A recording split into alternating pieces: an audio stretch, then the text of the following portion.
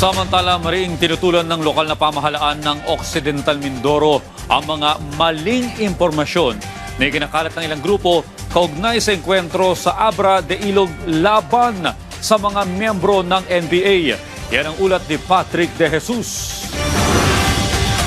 Dahil po dito sa nangyaring insidente ay wala po, at ako po ang nagpapatunay, wala pong batang mangyan, 3 batang mangyan ang namatay. Mismong ang lokal na pamahalaan ang nagbigay linaw na walang katutubong sibilyan ang nasawi sa naging engkwentro sa pagitan ng militar at New People's Army sa Barangay Cabacao sa Abra de Ilog, Occidental Mindoro noong Enero 1. Ayon pa sa alkalde ng Lalawigan, walang sino man ang nasaktan sa komunidad, taliwas sa sinasabi ng ilang militanteng grupo. Yan po ay kinapanayam namin ang mga lider ng mga komunidad na naapektuhan at sinabi po mismo nila na walang mga batang nawawala o nasaktan at walang inang sugatan mula po sa insidente.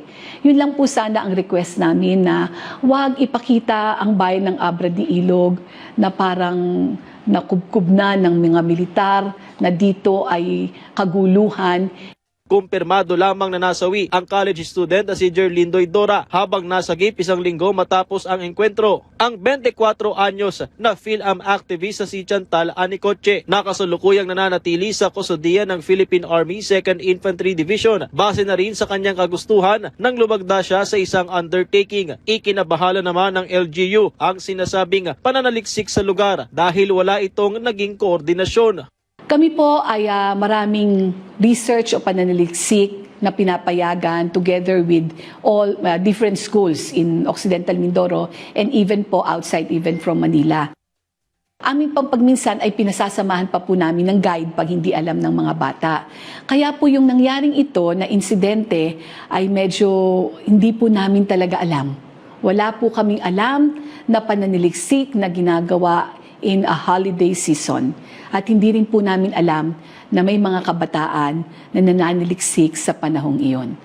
Sa isang joint resolution, kinondena ng provincial government ng Occidental Mindoro ang aktibidad ng CPP-NPA sa kanilang probinsya at tinututulan din nila ang mga maling impormasyon na ipinakakalat ng ilang grupo sa nangyaring engkwentro sa Abra de Ilog. Ikinalugod ng Philippine Army 2nd Infantry Division ang naturang resolusyon at tiniyak ang kanilang pakikipagtulungan sa LGU para mapanatili ang kaayusan sa lugar laban sa mga insurgent group. Patrick De Jesus para sa Pambansang TV sa Bagong Pilipinas.